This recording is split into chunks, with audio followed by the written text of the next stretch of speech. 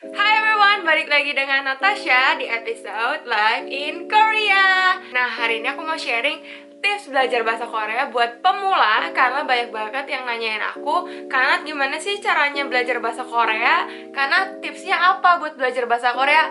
Nah, buat kalian yang penasaran, simak video ini sampai habis ya. Pertama-tama, aku mau kasih tips yang general, yang berlaku untuk semua bahasa, nggak cuman bahasa Korea aja. Tips yang pertama adalah kalian saat belajar harus enjoy. Personal tips dari aku sendiri adalah aku belajar bahasa Korea awalnya dari beli buku travel. Nah, di dalam buku travel itu ada cara baca Hangul, terus juga ada kayak kata-kata simpel yang bisa digunakan saat kalian di Korea, misalnya kayak toilet di mana, ini berapa, boleh diskon nggak? Dan kan belajarnya jadinya enjoy ya, sambil ngebayangin tuh kalau misalnya nanti jalan-jalan ke Korea gimana, gitu ya. Makanya kalau belajar bahasa itu harus enjoy, kalau terpaksa nanti malah berasanya susah. Jadi kalian tentunya harus punya interest dulu supaya bisa enjoy. Tips yang kedua adalah harus sering-sering latihan, baik itu baca, nulis, ngomong ataupun denger, itu harus sering-sering latihan. Dulu tuh aku waktu awal-awal belajar bahasa Korea tuh sering banget ngomong sendiri, kayak berguna aja gitu, ngomong apa aja, yang penting latihan gitu loh, supaya pronunciation-nya bagus. Kayak contohnya kalau misalnya aku nonton variety show nih atau nonton drama, ada kata-kata yang catchy, kadang tuh aku suka ikutin, baik itu nadanya ataupun logatnya ataupun cara dia ngomong gimana, itu aku sering ngikutin sendiri supaya makin lancar, supaya makin natural juga ngomongnya. Dulu tuh aku punya private Twitter account buat nulis apa aja dalam bahasa Korea, yang sekarang kalau misalnya aku lihat balik itu account, aku malu banget jujur karena itu berantakan banget. Tapi ya dari yang dulu berantakan sampai sekarang cukup rapi, itu kan sebuah proses belajar gitu ya. Nah, sekarang tips yang ketiga adalah jangan takut untuk terima kritik atau koreksi dari orang.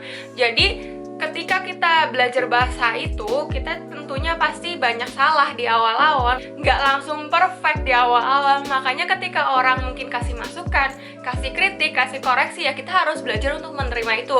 Dan dari situ kita tuh belajar, oh ternyata ini yang salah, ini harus dikoreksi seperti ini, gitu. Kan kadang banyak orang, ya mungkin kita tahu lah ya, di Indonesia kan banyak yang namanya grammar Nazi. Cuman dari situ tuh kita bisa ambil positifnya adalah kita bisa belajar lebih banyak lagi. Ternyata yang kita tulis tuh salah, yang benar tuh seperti ini, kayak gitu. Tapi ingat, kritik dan koreksi dari orang tentunya harus di cross check lagi apakah kritik tersebut benar atau tidak. Makanya belajar bahasa itu sebuah proses yang terus menerus. Gak bisa kayak gue udah jago nih bahasa A, orang mah pasti nggak lebih jago dari gue. Jangan kayak gitu. Kita harus terus belajar supaya kita makin jago dan makin lancar. Sekarang aku mau masuk tips khusus untuk belajar bahasa Korea, karena banyak banget dari kalian yang nanyain ke aku, karena kalau misalnya aku mau belajar bahasa Korea, aku harus belajar apanya dulu? Grammar kah? Vocab kah? Nah, yang pertama-tama harus kalian pelajarin tentunya Hangulnya sendiri. Itu harus bisa baca Hangul dulu sebelum masuk ke yang lain. Jadi hafalin dulu Hangulnya, bisa baca dulu, baru yang kedua adalah menurut aku masuk ke grammar. Dari sekian banyak grammar Korea yang ada, cuma beberapa yang dipakai untuk percakapan sehari-hari.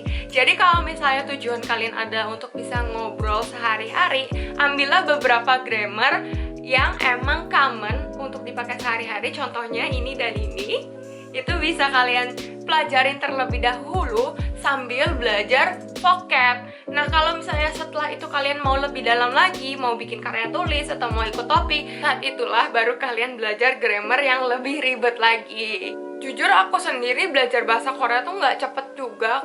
Aku tuh belajar bahasa Korea tuh mulai dari SMP, dan itu belajar otodidak sendiri, tapi nggak intensif saat itu.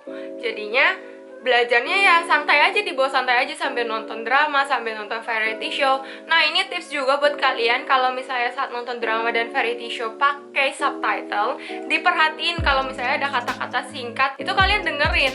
Jadi kalian bisa tahu, oh ini tuh artinya ini tuh artinya ini. Tapi di cross check lagi apakah itu benar atau enggak di kamus. Karena dulu tuh aku sering banget lihat orang yang kayak boya, tuh aku kayak, hah? Apa itu? itu sebenarnya harusnya moya, pakai M bukan pakai B. Makanya itulah pentingnya untuk nggak mengandalkan pendengaran aja, tapi juga di cross check lagi ke kamus biar kalian belajarnya nggak salah. Mungkin sebagian dari kalian ada yang nanya karena dulu waktu belajar sendiri pakai apa. Aku sendiri beli buku, tadi seperti yang aku bilang aku beli buku travel, itu yang pertama banget. Dan setelah itu saat aku benar-benar interest mau belajar grammarnya lebih dalam, aku beli namanya buku KLPT. Mungkin kalian nanti ada yang nanya, Natasha waktu dulu belajar bahasa Korea pakai buku apa? Aku tuh pakai buku ini. Ini tuh buat belajar KLPT. Jadi KLPT itu adalah Korean Language Proficiency Test. Itu kayaknya semacam topik tapi bukan topik, sedangkan kalau sekarang kan yang lebih common itu test on proficiency in Korean atau topik ya. Tapi KLPT ini lebih basic daripada topik, lebih simple dibanding topik. Jadi grammar yang masuk ke buku KLPT ini adalah grammar-grammar dasar yang memang dipakai sehari-hari. Itu aku belajar dari situ, belajar sendiri, selesain bukunya sendiri. Jadi melalui buku itu aku belajar untuk bikin kalimat dalam bahasa Korea dengan benar. Itu merupakan langkah awal aku sih, dan aku baru benar-benar ngasah lagi bahasa Korea saat aku belajar intensif sebelum kuliah. Dan memang saat aku tinggal di Korea itu bahasa Korea aku tentunya meningkat jauh karena langsung isinya diceburin ya, mau gak mau harus dipakai bahasanya. Nah ini tips terakhir, bahasa apapun itu saat kalian belajar, kalau kalian gak gunain itu tentunya kalian akan lupa. Jadi pakailah sesering mungkin bahasa yang kalian pelajari supaya kalian gak lupa nantinya. Entah itu kalian ngomong sendiri kek, nulis sendiri kek, atau misalnya nonton acara dengan bahasa itu atau bagaimana, terserah kalian caranya bagaimana. Tapi tentunya bahasa itu harus dipakai, jangan gak dipakai. Karena contoh aku sendiri, dulu tuh aku belajar bahasa Mandarin dari kecil sampai SMA, tapi sekarang banyak banget yang udah aku lupain bahasa Mandarin karena ya aku lebih sering pakai bahasa Korea gitu. Jadi sekarang bahasa Korea aku tuh jauh lebih bagus daripada bahasa Mandarin aku. Nah, aku rasa sekian tips dari aku hari ini. Semoga bisa membantu kalian yang pengen belajar bahasa Korea. Dan aku rasa video hari ini sampai sini aja. Terima kasih banyak udah nonton, dan jangan lupa untuk subscribe channel aku dan nyalain loncengnya juga. Like this video dan tinggalkan komentar di bawah juga. Catch me up on Instagram biar kita bisa ngobrol-ngobrol juga di Instagram. Dan yep, I'll see you guys on my next video. Bye!